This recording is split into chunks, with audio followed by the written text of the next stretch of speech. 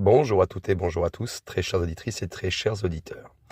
Alors j'espère que le premier épisode vous a mis un petit peu en appétit, comme je l'ai dit.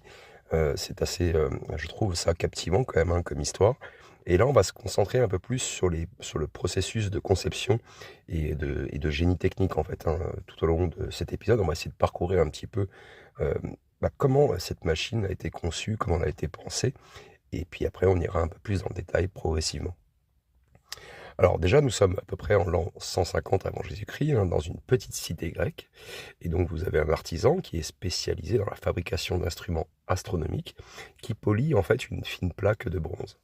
Il ajuste des engrenages minuscules avec précision, qui dépassent d'ailleurs tout ce que l'on pouvait penser possible, hein, dans l'Antiquité. Face à lui, donc un cadran complexe, hein, gravé de caractères grecs, qui indique les cycles de la Lune et du Soleil. Il assemble délicatement les dernières pièces d'un dispositif capable de prédire les éclipses et de suivre les mouvements des astres. Donc ce qui vient de finaliser, en fait, c'est l'un des instruments les plus avancés jamais créés avant la révolution mécanique. Et donc, comment une telle machine a-t-elle été conçue? Je vais y arriver. Quelles étaient les connaissances scientifiques et techniques nécessaires pour la fabriquer? Alors déjà, on va essayer de parler d'une conception inspirée en fait, hein, par l'astronomie avancée de l'époque. Le mécanisme d'Anticythère, il ne sort pas en fait, hein, de nulle part, bien sûr. Il est le produit en fait d'un savoir astronomique et mathématique sophistiqué qui a été accumulé au fil des siècles, hein, par les Grecs et les Babyloniens. Et donc, les concepteurs de la machine, ils avaient déjà en leur disposition des modèles mathématiques avancés. Donc, les Grecs, ils connaissaient déjà, hein, le cycle de Saros, qui permet donc de prédire les éclipses solaires et lunaires. Ils avaient aussi une cartographie précise des étoiles, hein, grâce aux travaux d'Hipparque. Il avait donc défini les mouvements, il avait déjà défini les mouvements de la Lune et du Soleil avec une grande précision. Et puis aussi, ils avaient des instruments de mesure sophistiqués, des astrolabes et des gnomons, comme on appelle ça. Donc gnomon, ça s'appelle Gnomons, qui était déjà utilisé pour observer le ciel. Alors bien sûr, c'est un héritage babylonien et égyptien, je pense que vous en doutez. Le modèle de calcul utilisé par Anticythère, il provient probablement des tablettes babyloniennes, hein, ou des astronomes qui avaient déjà noté à l'époque les cycles des astres sur des centaines d'années. Donc les Grecs, ils ont repris ces calculs et les ont transformés en fait en un mécanisme mécanique capable de reproduire en fait, hein, ces phénomènes automatiquement. Donc on va parler un petit peu de l'ingénierie et des technologies, et plus précisément déjà des matériaux utilisés. Le mécanisme d'Anticythère, il était composé de plusieurs plaques de bronze qui sont assemblées, hein, dans un boîtier en bois. Et il mesure à peu près 34 cm par 18 par 9. Alors les matériaux principaux sont le bronze, donc qui est utilisé pour fabriquer les roues dentées, hein, et puis les engrenages, parce que c'était très résistant et malléable. Le bois, lui, était probablement utilisé pour encadrer, hein, le mécanisme et le protéger des chocs. Et puis aussi, vous aviez les inscriptions en grec ancien qui étaient gravées sur les plaques pour expliquer, hein, l'utilisation du dispositif. Après, bien sûr, vous aviez un système d'engrenage révolutionnaire, bien sûr, pour l'époque. Le mécanisme, il contenait au moins 37 engrenages en bronze. Donc chacun ont été usinés avec une précision vraiment incroyable pour l'époque.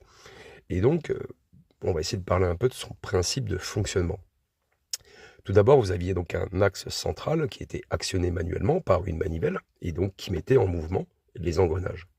Puis, ces engrenages, ils entraînaient plusieurs cadrans, donc qui affichaient les cycles de la Lune et du Soleil sur le zodiaque. Et ensuite, vous aviez donc effectivement intégré dans cet appareil un différentiel ingénieux, en fait, qui permettait de simuler le mouvement irrégulier de la Lune en tenant compte, hein, de l'orbite elliptique. Et normalement, ça, c'est une découverte attribuée à Kepler, et pourtant, ça a été réalisé 1500 ans plus tôt, ici. Vous comprenez quand même que, Kepler s'était inspiré de ce genre de technologie. Donc vous avez un exemple d'une fonction impressionnante, hein, par exemple, l'affichage des éclipses grâce au cycle de Saros, donc 18 ans, 11 jours, 8 heures. Faisons une petite comparaison vraiment rapide, avec les mécanismes modernes. L'ordinateur d'Anticythère, il est souvent comparé en fait à une horloge astronomique, hein, du XIVe siècle. Donc ce qui montre un petit peu un écart technologique de plus de 1500 ans entre cette invention grecque et les premières machines mécaniques connues en Europe.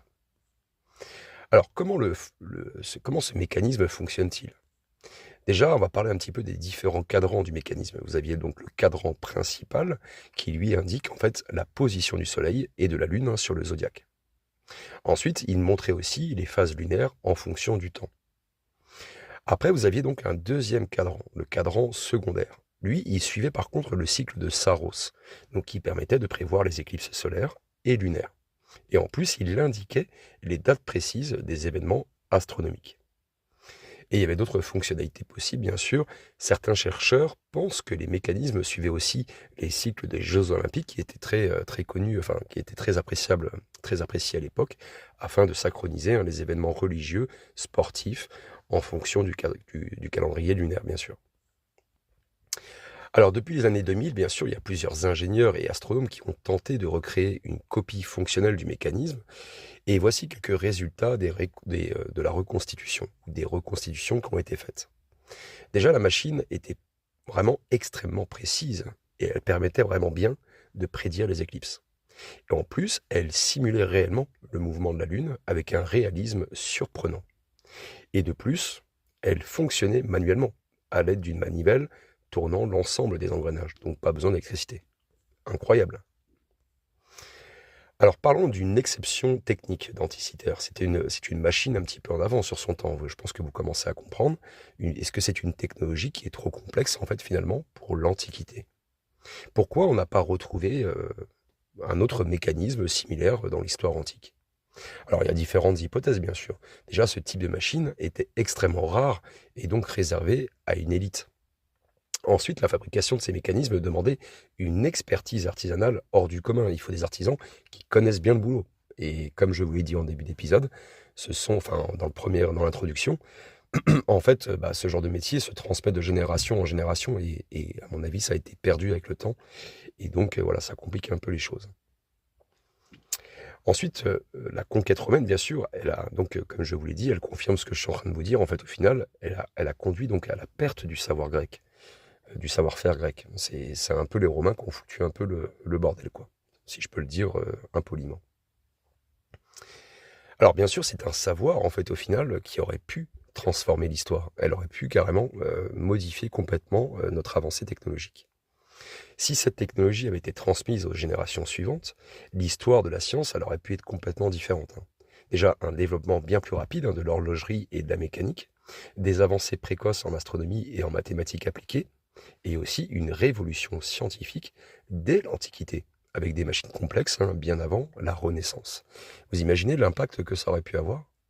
Enfin, j'ai rien contre les Romains, mais vous voyez encore une fois que les guerres, les conquêtes, tout ça, ça amène pas forcément du bien. Allez, concluons un petit peu sur cette partie. L'ordinateur d'Anticythère était donc une invention révolutionnaire, bien sûr. Elle combinait donc mathématiques, astronomie et ingénierie mécanique.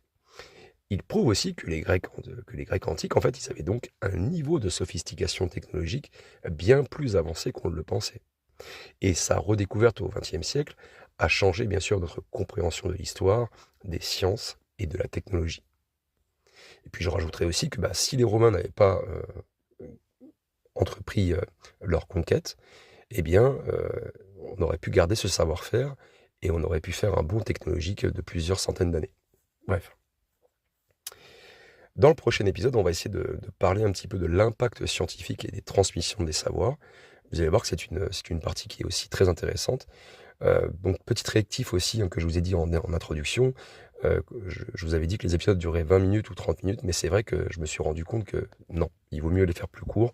Comme ça, je garde votre attention et je ne vous perds pas dans toutes ces informations. Voilà. Vous y allez progressivement à votre rythme et comme ça, il n'y a pas de problème.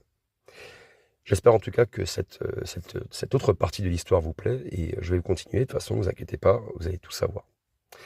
Passez une très belle journée, une très belle soirée. Prenez tous soin de vous et à très bientôt.